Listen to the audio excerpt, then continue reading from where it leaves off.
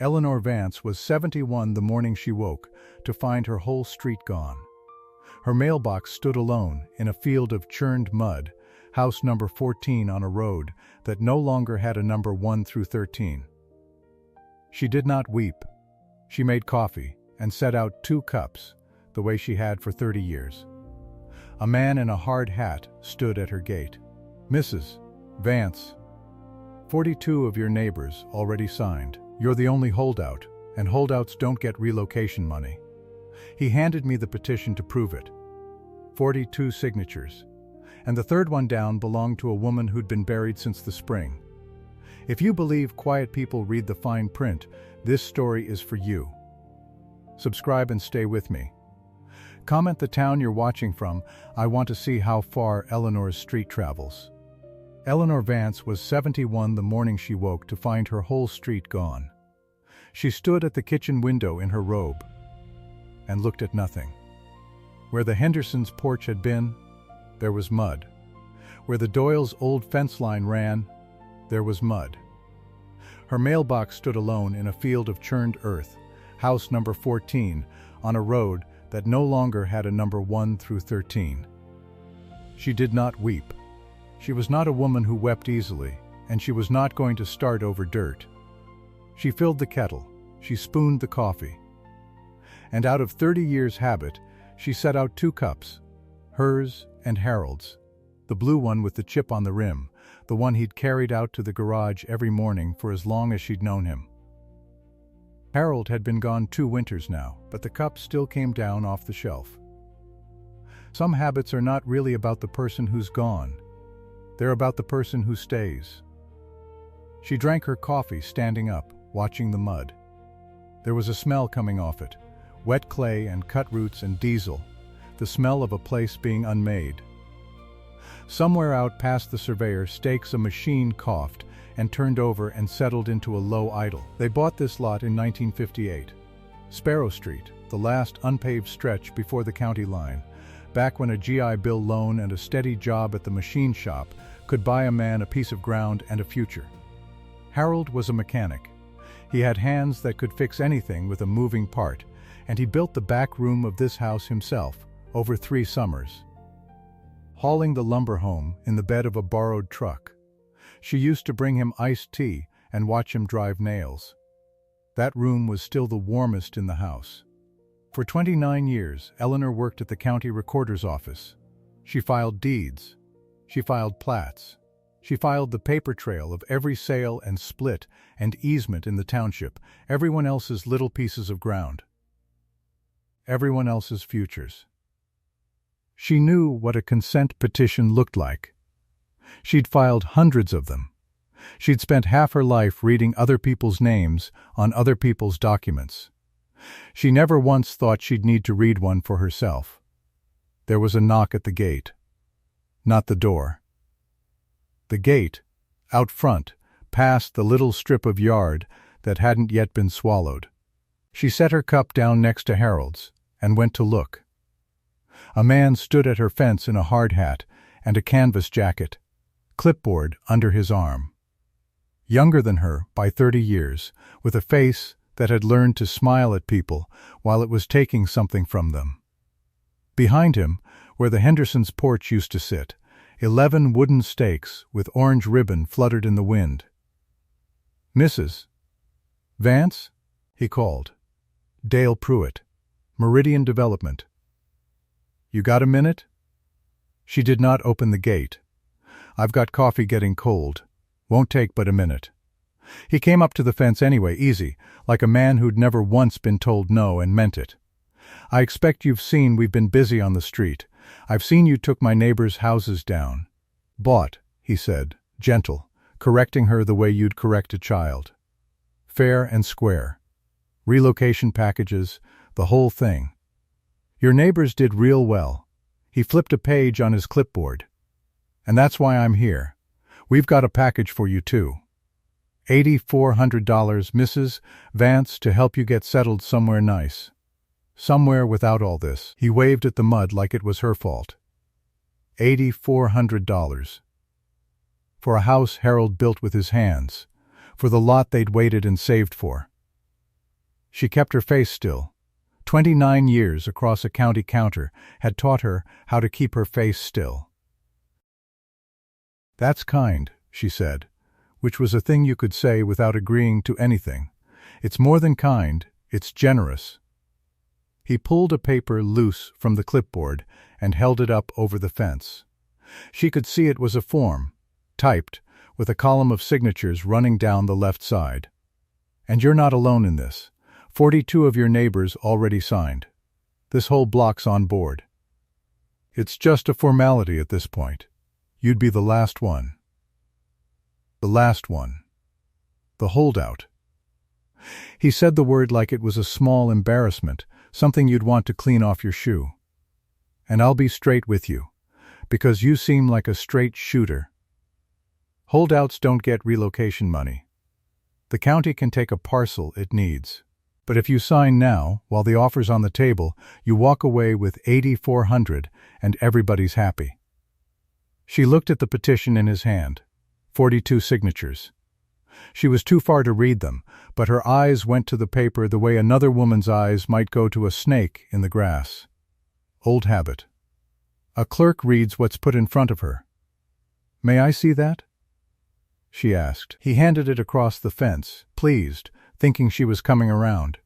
She took it and held it at arm's length, the way you do when your close vision isn't what it was, and she ran her eye down the column. Names she knew. The Hendersons, the Alvarez family. And there, third from the top, in a looping, careful hand, Adeline Cross. Eleanor's stomach did something quiet and cold. Adeline Cross had lived in the little greenhouse at the corner for 40 years. Adeline Cross had died in the spring. Eleanor knew this with absolute certainty, because Eleanor had filed her death certificate herself, back when she was still doing the odd favor for the office, the county's copy stamped and dated the 9th of April. Adeline Cross had been in the ground for months, and her signature was sitting third from the top on a petition dated 3 weeks ago. Eleanor looked at the name a moment longer.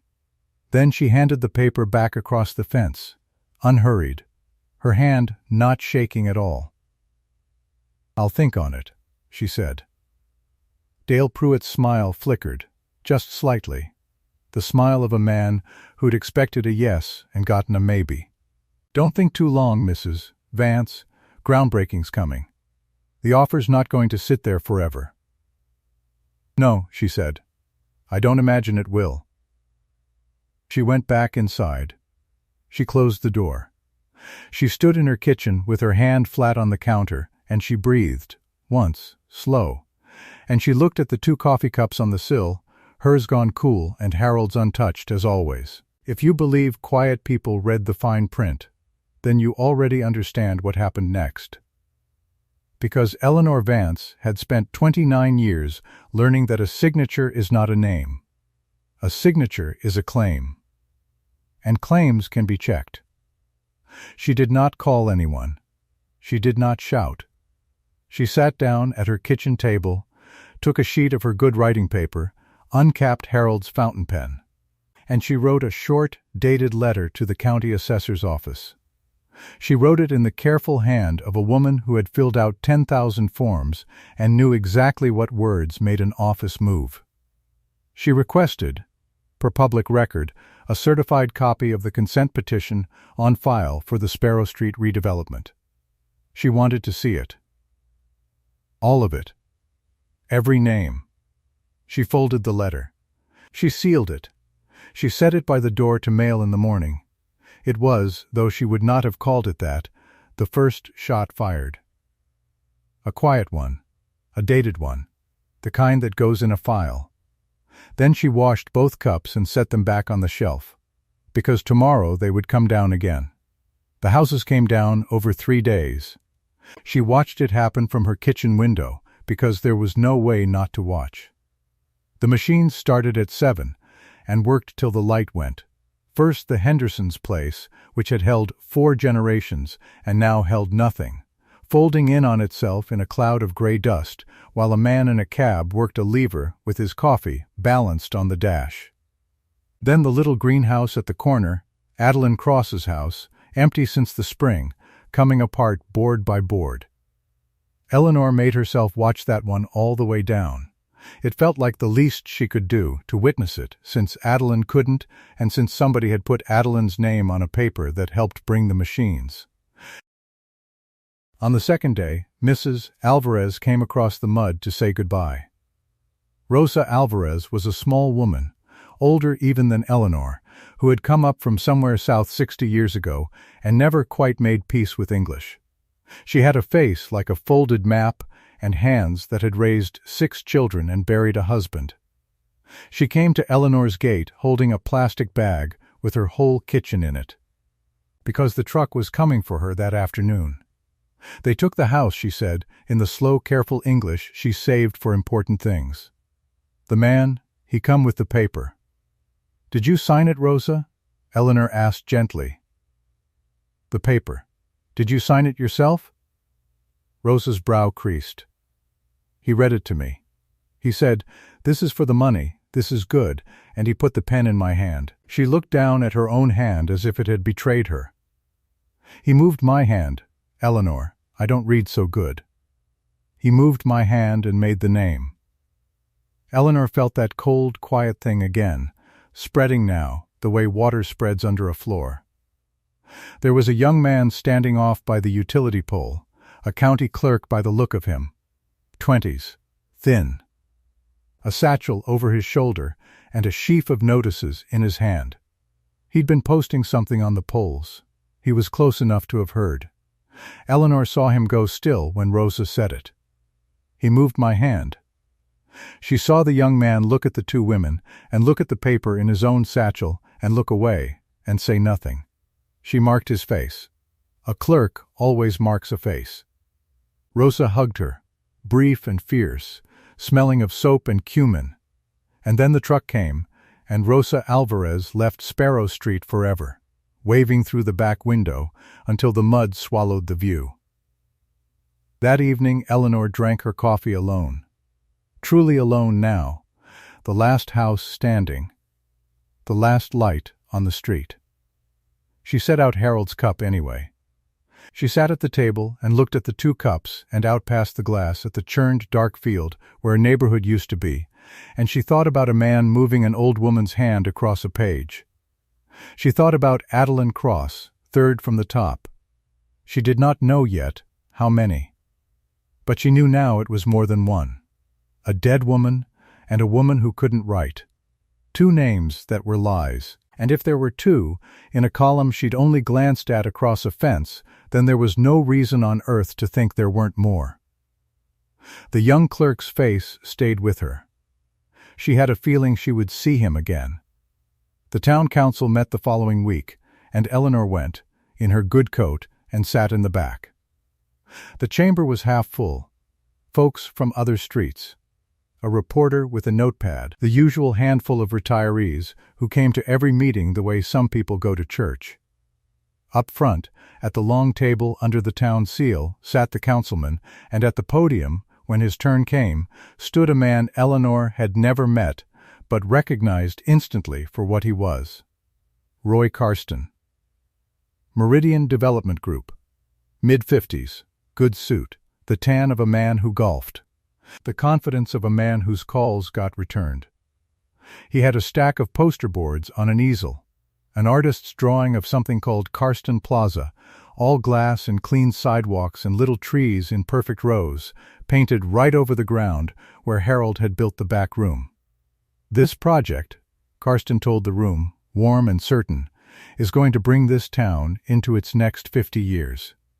Jobs, tax base, a reason for young families to stay." He clicked to the next board. "And it's not being forced on anyone. Every family on that block was offered a fair package." And the neighborhood answered. He let that sit. 42 signatures. 42 of your neighbors. Choosing progress. Unanimous consent. But for one parcel. Councilman Harlan Boyd, a heavy-set man with a politician's handshake face, leaned into his microphone. "And I'll entertain a motion Boyd said, "to approve the condemnation of the final holdout parcel, so this good work can proceed." Karsten spread his hands to the room, and he said the thing that Eleanor would carry home and set down carefully in her memory like a piece of evidence. "Progress doesn't wait," he said, on one stubborn woman in the mud. The chamber murmured, not against him, with him. A low ripple of agreement, heads nodding, a couple of soft laughs. One stubborn woman in the mud. That was her. She was the mud they wanted grated flat. Eleanor said nothing. She sat in the back in her good coat with her hands folded on her purse, and she took out a small notebook and a pencil, and she wrote down one number, 42. Then she wrote, beneath it, in her small clerk's hand, "See them all." She went home. The utilities were cut that Thursday. She learned it the way you learn these things, by degrees. The water went first, a cough and a sputter, and then nothing at the tap. She thought a main had broken until she called and sat on hold and was told, in the flat voice of a person reading off a screen, that service to her address had been discontinued at the request of the project. Then the power. 2 days later, the refrigerator ticking down into silence. The lights dead when she flipped them. They wanted her gone. If the offer wouldn't move her, discomfort would. That was the calculation. An old woman, alone, no water, no lights, the mud rising every time it rained. Surely she'd take the 8,400 and be grateful. Eleanor filled jugs at the church down the road. She lit Harold's old camp lantern at night. She learned which floorboards to trust in the dark, and she made her coffee on the little propane stove they'd used for camping 30 years ago, and every morning she set out 2 cups. The pain of it was real. She would not pretend otherwise, alone in the cold house at night with the lantern hissing. There were hours she felt every one of her 71 years, felt them in her knees on the stairs, and her hands around a jug of church water. There were hours she thought about how simple it would be to just take the money and go. But then the condemnation notice came, and something in her turned over from pain into something harder and cleaner. It came certified, in a stiff envelope, official as a gravestone. The county, it said, intended to take her parcel by eminent domain for the public purpose of the redevelopment. She had 30 days. 30 days to accept the offered compensation of $84,000. No, she read it again in the lantern light, 8,400, and vacate. Or the taking would proceed, and she would get nothing. A specific figure. A specific deadline. It's a strange thing, how a number on a page can steady you. There is nothing to argue with in a number. There is only the question of whether it's true. And Eleanor knew something, sitting there in the dark, with the notice in her hands. She knew what she'd read on Dale Pruitt's clipboard. She knew a taking like this stood on one thing, and one thing only, the consent of the people whose land was being taken. That was the foundation the whole heavy machine was built on. The signatures were not decoration. The signatures were the load-bearing wall. And there was a dead woman in that wall. Her letter to the assessor had gone unanswered for a week, but on the 8th day there was a soft knock at her back door, at dusk, and when she opened it, the young clerk was standing there. The one from the street. The one who'd heard Rosa Alvarez say he moved my hand and said nothing. "Mrs. Vance?" He was nervous, glancing back over his shoulder at the empty mud. "My name's Marcus Webb. I'm with the assessor's office. I've got your certified copy." He held out a manila envelope, then pulled it back half an inch. "I probably shouldn't be here. My supervisor said to let the request sit." He swallowed. "But I trained under Mr. Reyes, and Mr. Reyes always said you were the best clerk that office ever had. He said you could find a mistake in a stack of deeds from across the room." Eleanor looked at the young man, at his nerves and his satchel and his careful, decent face, and she understood that he was frightened, and that he'd come anyway. "I heard that lady," Marcus said quietly. "On the street." what she said about her hand. I've been sick about it. I don't know what to do about a thing like that. Karsten's got people all over this county. My job, he stopped. He held out the envelope, all the way this time. You'll know what to do with it. I figured you'd know. She took it. It weighed almost nothing, and it weighed everything. Come in, Mr. Webb, she said. I can't offer you coffee that's hot, but I can offer you a chair and a good lamp. He came in. She lit a second wick on the lantern, and at her kitchen table, with Harold's cup on the sill and the mud going black in the window, Eleanor Vance opened the envelope and laid the certified petition flat on the wood and smoothed it with her palm the way she'd smoothed 10,000 documents in her life. 42 names. 2 columns. She got out her good pen and a fresh sheet, and she began at the top, the way you always begin, name by name. The first 2 she knew and had no quarrel with. The Hendersons, real hands, real people who'd taken the money and gone. The third, Adeline Cross. She tapped it with the end of her pen. This woman, she said softly, died in April. I filed her death certificate. The county has a copy stamped April 9th. She wrote deceased, DC on file beside the number 3 on her sheet. Her hand was steady. Marcus watched it be steady. She went on. Down the column, name by name, 40 years of neighbors passing under her eye. Number 9. Rosa Alvarez. Written out in a smooth flowing script, the confident hand of someone who wrote a great deal. Eleanor stopped on it a long moment. Because she had known Rosa Alvarez for 60 years, and Rosa Alvarez could not write like that. Rosa Alvarez signed her name with a slow, careful X and a mark, always had, on every document Eleanor had ever helped her with. He moved my hand and made the name. But this wasn't even a moved hand. This was someone else's hand entirely, someone who'd never once watched Rosa hold a pen. She wrote forged, signature specimen on 1969 deed does not match beside number 9. She kept going. Numbers 14 and 15, side by side, the same slant, the same pen. R. Doyle, M. Doyle, the Doyles. Eleanor set down her pen. The Doyles, she said, moved to Dayton, Ohio, in 1971. She could see them still, loading a station wagon on a summer morning, the whole street out to wave. They filed a change of address with the post office and with the county. I'd have that card in the basement archive if it hasn't been purged. 1971. She wrote it down. 2 more. By the time the lantern was guttering, Eleanor had gone down all 42. And beside 11 of the names she had written a note in her small clerk's hand. Dead, moved, a mark that wasn't a mark. 11 names that could not have signed anything, on a petition that claimed they had, on the single document holding up a machine that had eaten a neighborhood and was coming for her house next. She sat back. The lantern hissed. Marcus Webb was very still across the table. 11, he whispered.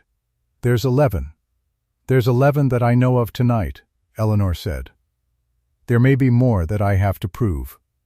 She looked at the paper, at the little forest of her own careful notations. She was not angry, exactly. Anger was too hot and hurried a thing for what she felt. What she felt was the cold, clean certainty of a clerk who has found the error in the stack. Because here was the thing they hadn't understood. None of them. Not Pruitt, who'd moved an old woman's hand. Not Karsten with his poster boards. Not Boyd, who'd moved the motion. A signature is not a name. A signature is a claim that a specific living person, of their own will, put their hand to a page on a specific day. And the county keeps the proof of who lived, and who died, and who moved away, and how each of them made their mark. She had spent 29 years being the person who kept it. They had built their whole taking on a foundation of 42 signatures, and 11 of them were lies she could prove with the county's own paper. She smoothed the petition flat one more time. Outside, past the black glass, a machine coughed and turned over somewhere in the dark. Closer now than it had been the day before, its headlights swinging across the mud where her neighbors used to live. Eleanor looked at it. Then she looked back down at the list. "Mr. Webb," she said quietly, "I'm going to need to get into that basement archive, and I'm going to need you to help me, and I'm going to need us both to be very, very ordinary about it while we do." She capped her pen. On the sill, in the last of the lantern light, Harold's blue cup sat waiting for a morning that hadn't come yet. 11 forged names. And 30 days on the clock. The basement smelled of old paper and damp concrete, the way it always had. Eleanor knew every aisle. She had walked them for 29 years, and her feet remembered the turns even in the low emergency light. Marcus carried the flashlight. She carried the list. "Death certificates first," she said. The C's. Adeline Cross. They found the drawer. Eleanor's hands did not shake. She pulled the folder, and there it was, the county's own copy, filed in her own hand 3 years back. April 9th. Adeline Cross, 79 years old, congestive heart failure. She had signed the certificate herself. She had put the date on it herself. "She was buried before the spring rains," Eleanor said quietly, "and her name is the third signature on their petition." Marcus looked at the certificate, then at the photocopy of the petition, then back again. He was very young. She could see the thing landing on him, the weight of it. "That's not a mistake," he said. "No, a mistake is a wrong middle initial. A mistake is a smudged date." She slid the certificate into the file box. "This is a dead woman consenting to the taking of a house she couldn't have seen. Somebody put her there. They worked through the night." Rosa Alvarez next. Eleanor pulled the old deed from 1969, the one Rosa and her husband had signed when they bought the little green house on the corner. Rosa could not write English. She had made her mark, a careful X with her initials beside it, in a shape that was hers and no one else's. The petition signature was a full flowing name. Rosa Alvarez, written out clean. "She told me a man read it to her and moved her hand," Eleanor said. "Look at the downstroke. Look at how the pen never lifts." Rosa's hand lifts. Rosa's hand is slow. This is somebody who writes fast and signs a lot of names. Then the Doyles. Signatures 14 and 15. Eleanor pulled the change of address cards from the file, yellowed at the edges. Stamped and dated. The Doyles had moved to Dayton in 1971. She had filed the forwarding herself, back when she was younger than Marcus was now. 17 years gone, she said. And they signed a petition last month. By 4:30 in the morning, she had 11. 11 names, each one with its own piece of county paper laid beside it. A dead woman. A woman who could not write. 2 families in Ohio. Others who had passed or moved or never existed on Sparrow Street at all. She built the comparison sheet slowly, name against record, the way she had built 10,000 files before it. She set Harold's blue cup on the corner of the file box while she worked, out of habit, and did not notice she had done it until Marcus smiled at it in the dark. "He'd want to see this," Marcus said. "He'd want it done right," she said. "That's the same thing with Harold." She capped her pen. The file was complete. 11 forgeries, proven with the county's own hand. Now she had to choose where to open it. She could have gone to a lawyer, she could have gone to the paper. But Eleanor had sat in the back of that council chamber and heard Karsten say progress doesn't wait on one stubborn woman in the mud. She had written the number down. 42.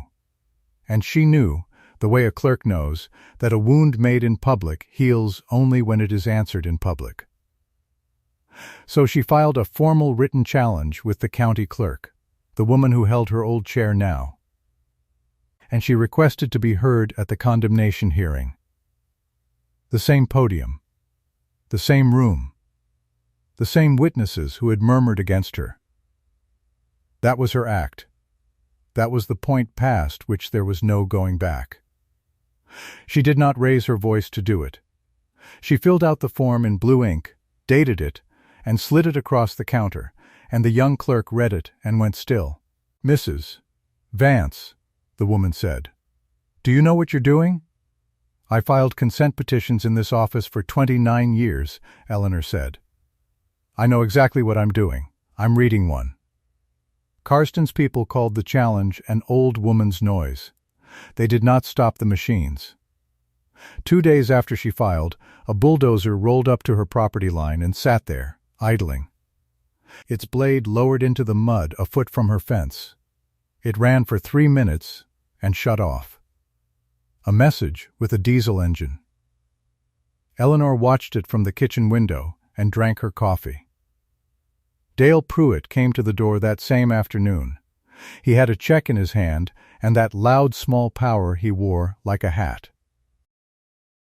"Mrs. Vance," he said, "I'm going to be straight with you. This challenge of yours, it's going to embarrass you. You're going to stand up in front of your whole town and lose. Now I've got the relocation number here, and I've got a little something on top. Call it a kindness. Sign, and you keep your dignity." Eleanor held the door at an angle. Behind her, on the kitchen table, sat the file box with Harold's cup on the corner of it. Pruitt's eyes went past her, into the room, and for a moment they landed on the box. Her heart did not speed up. She had spent a lifetime learning to keep a face over a file. "That's kind of you," she said, and she reached back and set her hand on the door and drew it half closed. "Easy, unhurried, the way you close a door on a salesman. I'll think on it, same as I told the first man." Pruitt smiled.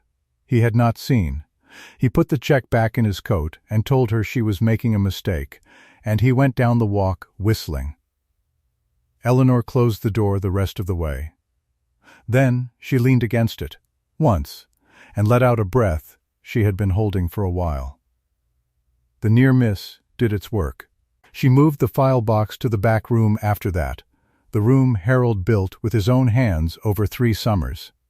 And she kept it there. Karsten's lawyer tried to outrun her next.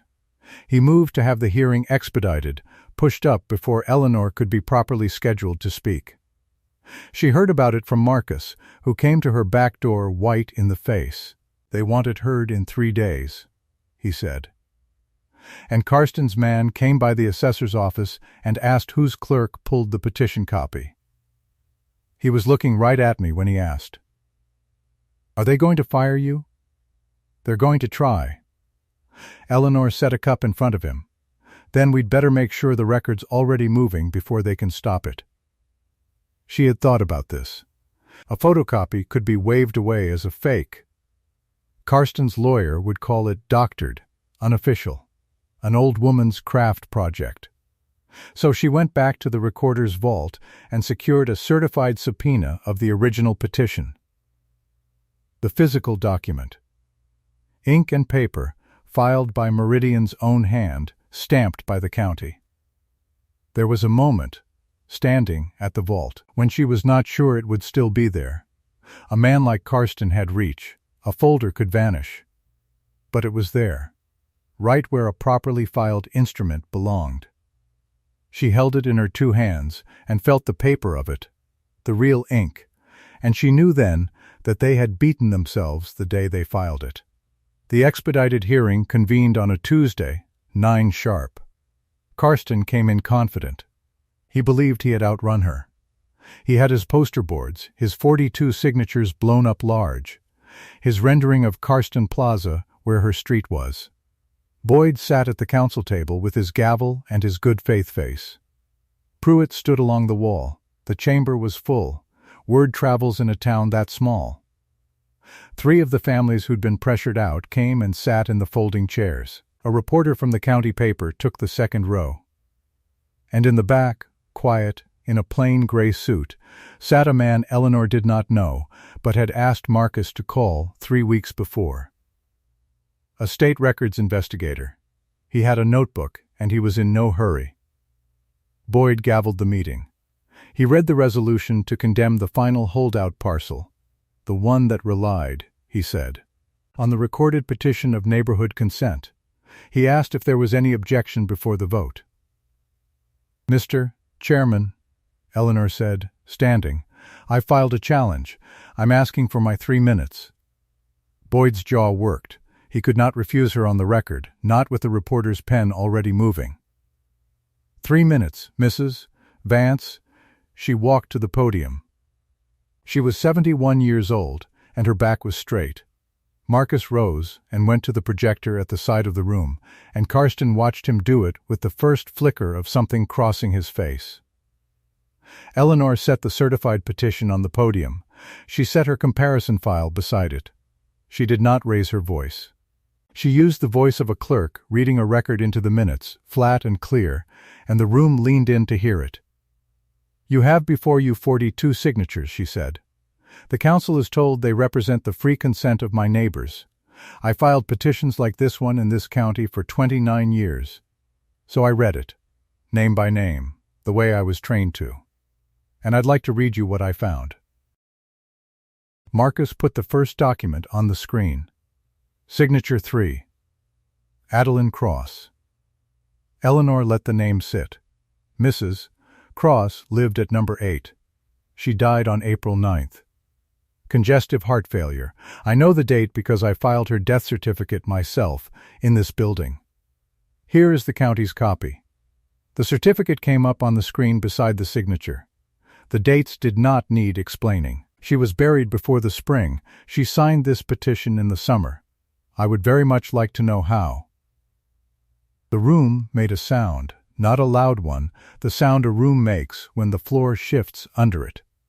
Signature 9. Rosa Alvarez. Marcus changed the slide. Mrs. Alvarez bought her house on the corner in 1969. She cannot write English. She has never been able to. She signs with her mark, an X and her initials, the same way she signed her deed 19 years ago. Here is that deed. The old mark came up, careful and slow. And here is the flowing signature on this petition, in a hand that writes fast and never lifts the pen. That is not Rosa Alvarez. Mrs. Alvarez told me a man read the paper to her and moved her hand across the page. Now you can see it for yourselves. Pruitt shifted along the wall, just slightly. The investigator in the back turned a page in his notebook. Signatures 14 and 15. Mr. and Mrs. Doyle. Eleanor's voice did not change. The Doyles moved to Dayton, Ohio in 1971. 17 years ago, I filed their forwarding address myself. Here are the change of address cards, county stamped, 1971. They filled the screen. They have not lived on Sparrow Street since before some of you were born. But here they are, consenting last month. She read them all. 11 names, one after another, each with its slide, each with the county's own paper laid beside the lie. A dead woman. A woman who could not write. Families long gone to Ohio. Names that had never lived on the street at all. The room went from murmur to silence to something heavier than silence. And still she read, flat and calm, a clerk reading a record. When she reached the last one, she looked up. Councilman Karsten stood at this podium 3 weeks ago, she said, and he told this room that progress doesn't wait on one stubborn woman in the mud. He was right about one thing. Progress doesn't wait. She squared the papers. But it also doesn't rest on 11 forged names. The chamber froze. Then it broke open all at once. The county clerk, Eleanor's careful successor, came forward without being asked. She took the certified petition and the death certificate, and she checked them against each other under the light, and she read the dates aloud into the record, and then she turned to Boyd and the council, and she said the words that ended it. Mr. Chairman, this resolution relies on this petition of consent. This petition contains signatures the county's own records show to be false. A taking by condemnation requires valid recorded consent of the affected owners. This consent is not valid. On its face, this resolution cannot stand. Boyd's gavel was in his hand, and he did not use it. He looked at the paper. He looked at the room. He had put his name on the resolution. The man in the gray suit stood up in the back. He walked, unhurried, to where Dale Pruitt stood along the wall, and he said, loud enough for the front rows to hear, "Mr. Pruitt, State Records Office. I'll need you to stay after this. Filing a false instrument to support a public taking is a crime, and 11 of them is 11 counts." Pruitt opened his mouth. Nothing came out of it. He had signed those names in a hotel room for a bonus and never once imagined that the old woman he'd condescended to at the door had spent 29 years learning exactly how the county proves who lived and who died. His silence hung in the room, and it was its own kind of confession. Boyd tried to speak. He got half to his feet. "I want the record to show," he said, "that this council acted in good faith on the representations of the developer." "We had no reason to, Councilman," the reporter said from the second row, not even looking up from his pad. "Your name is on the resolution that cites the petition. You moved to approve the condemnation. I've got it written down." Boyd sat back down. The good faith face had nowhere to go. The room did not believe him, and he could see that it did not, and there is a particular thing that happens to a man's shoulders when he watches a whole town stop believing him in the space of a minute. Karsten had said nothing this whole time. He stood by his poster boards, by his rendering of the plaza that could not now be built. Because Eleanor's parcel was the keystone. Half the block was cleared to mud, worthless without her house at the center of it, and his financing was tied to a groundbreaking that would never come. The taking was void. He had spent a year and a fortune buying a block he could not have, and he had built the whole thing on 42 names, and 11 of them had just come back to bury it. He did not shout. Men like Karsten don't. He gathered his boards, and he looked at Eleanor once across the room, and whatever he had believed about an old woman who couldn't read a survey, he unbelieved it right there. 2 days later he came to her kitchen. He knocked, which she noted. He had never knocked before. His men had always just arrived. She let him in and she poured 2 cups, because that was the habit of the house, and she set one in front of him and one in front of the empty chair. "Mrs. Vance," Karsten said. "I'll be plain. I need this parcel. Without it there's no plaza, and no plaza means my financing calls. I'll buy the house. A real number this time, not Pruitt's insult. Name it. Whatever it is, I'll pay it." Eleanor sat across from him with her hands around her cup. "Harold built the back room with his own hands," she said. 3 summers, after work, a mechanic laying up walls in the evenings. He died in that room 2 winters ago. It isn't for sale. Not for your number and not for any number, Mr. Karsten. There isn't one." He started to speak. She held up one hand, not unkind. "But there's a thing you can do. You cleared my neighbors off and left the mud where their houses stood. You cut the street to pieces. So here is my price, and it's the only one. You put Sparrow Street back the way you found it. You grade the mud, you seed the ground, you restore what you tore down access to. Do that, or walk away and lose your parcel forever.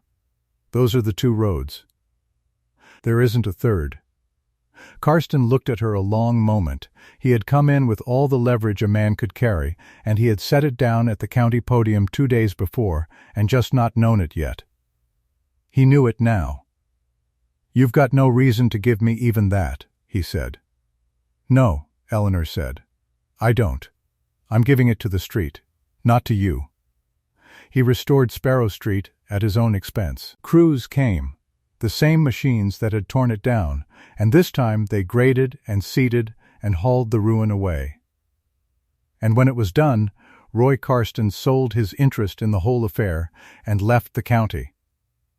They say he builds somewhere else now, on land where everyone's alive to sign. Dale Pruitt pled to the false filing charge. One line in the county paper, buried inside. Councilman Harlan Boyd lost his re-election by a historic margin. The town remembered. The town always remembers longer than a man hopes it will. Marcus Webb kept his job. The county recognized, quietly, that a junior clerk had done the thing the whole institution existed to do, and had done it under threat. There was a commendation, on paper, in his file. He earned it in a basement at 4 a.m. with a flashlight, and he knew it, and that was worth more than the paper. The reporter ran his headline across the front page. The clerk who read the fine print. 6 months later, the grass was up. Eleanor stood on her porch at dawn in the early cool. Where the mud had been there was new green, soft and even. Running the length of Sparrow Street clear down to where the Hendersons' porch had stood and the Alvarez house had sat on the corner. The stakes were gone. The machines were gone. It was quiet the way it had been quiet for 30 years before Meridian ever heard the name of the street. She had 2 cups of coffee with her. She set one on the rail for herself, and she set Harold's blue cup beside it, the way she had every morning of the 2 winters since he'd gone. The low sun came up over the new grass and caught the glaze of it, and the cup held the light a moment, blue and full, the way it always did. "I spent 29 years filing other people's names," she said, to the cup, to the morning, to Harold in the room he built. Deeds and plats and petitions, box after box of them. I never once thought I'd need to read a list carefully for my own sake. She lifted her cup and drank. "Turned out I only ever had to read one," she said.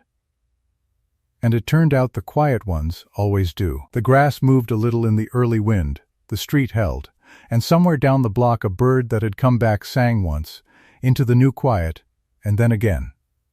If you've got a street like this one, a place somebody tried to take, that people held on to, comment your city. I'd like to see how far Eleanor's street travels. The mud had been Karsten's last word, or so he'd believed. He was wrong about that, the way he'd been wrong about nearly everything on Sparrow Street. What happened to Meridian Development Group took about 4 months to finish collapsing, the way a building does after the foundation goes, not all at once, but in stages, each one quieter than the last. The financing for Karsten Plaza had been structured around a groundbreaking date. When the taking was voided, the date passed. When the date passed, the lead investor in Cincinnati pulled out. When Cincinnati pulled out, the secondary lender in Pittsburgh followed inside of a week. Because secondary lenders watch primary lenders the way birds watch the first bird off the wire. By February, Meridian's operating account couldn't cover its own payroll. Karsten sold his interest in the company to a man named Fitch, who had no interest in the plaza or in Sparrow Street, only in the equipment and the receivables. Karsten left the county sometime that winter. People said different things about where he went. Eleanor didn't say anything about it because she didn't think about it much. She had a porch and a street and a back room Harold built, and that was the whole of what she'd wanted. She heard, later, through Marcus, that Karsten was building somewhere east of there. Tract housing. Different county, different names on the deeds, presumably ones belonging to people who were still alive to have written them. She thought that was probably true, and probably good enough, and left it there. Dale Pruitt entered a plea in the spring, filing a false instrument with a public body, 1 count, reduced from 3, because the county prosecutor was pragmatic about what a jury would spend 2 weeks on. He paid a fine and served no time, which struck some people in town as insufficient and struck Eleanor as approximately correct, because what had been taken from Pruitt was the thing he'd most wanted, which was the bonus. He never got it. The accounts were frozen before the check cleared. He worked, she heard, at a building supply warehouse now, out on the highway. She bore him no particular feeling one way or another. He had been small and sloppy and frightened underneath the loud parts, and frightened small men who do large damage are more common than anyone admits. The petition was the real thing, the permanent thing. Pruitt was just the pen. Boyd lost his council seat in November by 612 votes to a retired schoolteacher named Cora Fenwick, who had no particular platform beyond competence and a reputation for reading the documents she voted on. The county paper endorsed her in a single paragraph. It noted, without excessive drama, that the incumbent had advanced a resolution grounded in a fraudulent petition and had expressed no public curiosity about that fact until it was established in open session by a retired records clerk standing at a public podium. Boyd said, in his concession, that he had always acted in the best interests of the community. The room was polite. The room had heard him say things before. 3 of the families who had been pressured off Sparrow Street eventually came back, not to the street itself. Their houses were gone, the lots bare, but to the county and to the public record. They filed their own complaints with the state assessor's office about the relocation process, about the way the petition had been presented to them, about a fieldman who'd read documents aloud and moved hands. The complaints were logged and investigated and partially resolved over the better part of a year. It was not a dramatic resolution. It was the kind that happens in filing rooms, in correspondence, in the slow adjustment of a public record, the same kind Eleanor had spent 29 years being part of. She thought that was fitting. Marcus Webb stayed on at the assessor's office. He was quieter after the hearing than before it, which people who hadn't been paying attention mistook for timidity. The people who had been paying attention knew it for what it was, which was a man who understood the weight of a document now and handled things accordingly. The following year he was promoted. He sent Eleanor a card at Christmas, signed with his whole name in careful print, the way she had taught his predecessor to sign official correspondence. She kept the card on the windowsill through January. It seemed right to. The Alvarez family was the hardest part. Rosa Alvarez had moved to her daughter's house across town before the mud had dried. She was 83, and the daughter's house was warmer and closer to a doctor, and she did not want to come back to the street. Eleanor visited her twice in the spring. They drank tea and did not discuss the petition. Rosa showed her photographs of a garden she'd had on the corner lot, tomatoes and peppers in the summer, a fig tree that had taken 12 years to fruit properly. Eleanor looked at the photographs for a long time. She told Rosa the fig tree was the finest thing she'd ever seen grow on Sparrow Street, which was true, and Rosa laughed, which was the right ending for that afternoon. The lot on the corner sat empty through the year. Someone planted a fig cutting in it late in the summer. Eleanor didn't know who. She had a suspicion, but she didn't ask, because some things are better as suspicions than as facts, and because a fig tree takes 12 years to fruit properly anyway, and questions before the fruit seems premature. Her own house stood exactly as Harold had built it. The back room still smelled of the particular cedar he'd used, which she had never been able to source anywhere else. She thought he'd gotten it somewhere specific, some yard sale or demolition lot, and taken the knowledge of it with him when he went. The room was full of light in the mornings now that the neighboring lots were open and the sun came across unobstructed for the first time in decades. She had not expected that. She sat in the back room sometimes in the morning with her coffee and let the light come, and thought that Harold would have repositioned every piece of furniture to take advantage of it, immediately and without deliberation, the way he'd always moved through a space like he already knew where everything belonged. She sat in that light now, with the coffee warm between her palms and the smell of the cedar around her like a presence that had decided to stay even when the person who'd put it there had gone. The morning was the kind of quiet that has texture to it. Not empty quiet, but full quiet. The kind where you can hear individual birds sorting themselves out and the particular sound a house makes when the sun hits the east wall, and the wood expands by fractions no instrument would bother measuring. She had lived in this house for 41 years, and she still noticed that sound. Harold had pointed it out to her the first winter, standing in this same room with his head tilted the way he tilted it when he was listening to something he wanted her to understand was worth listening to. She had pretended to hear it then. Now she heard it every morning without trying. The light moved the way light moves when there is nothing to stop it, which is slowly and completely. It crossed the floor in the same direction the shadow of the fig tree on the corner lot had once crossed it, years ago. Before the tree came down, and the house beside it came down, and all the rest of it came down, and she thought how strange it was that the absence of a thing could restore something older than the thing itself. The light that reached her floor now was not new light. It was light that had always been there, waiting on the other side of what had accumulated. She thought about accumulation, the way a neighborhood fills in over decades, the way papers fill a drawer, the way a person fills with the weight of what they've agreed to carry. She thought about Harold's filing system, which had been meticulous and personal and completely opaque to everyone but him, and how she had spent 3 months after he died learning its logic and finding it to be, once she understood it, a kind of self-portrait. Every category a thing he had decided mattered. Every cross-reference a connection he had made between things other people hadn't noticed were related.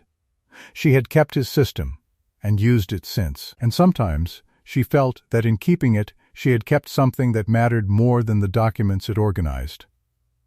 Rosa's photograph of the fig tree was in a frame on the shelf beside the window now. Eleanor had asked for a copy at the second visit, and Rosa had sent her one in the mail, printed large on good paper, with a note in a careful hand that said simply, 12 years is not so long if you are patient. She had framed the photograph and the note together.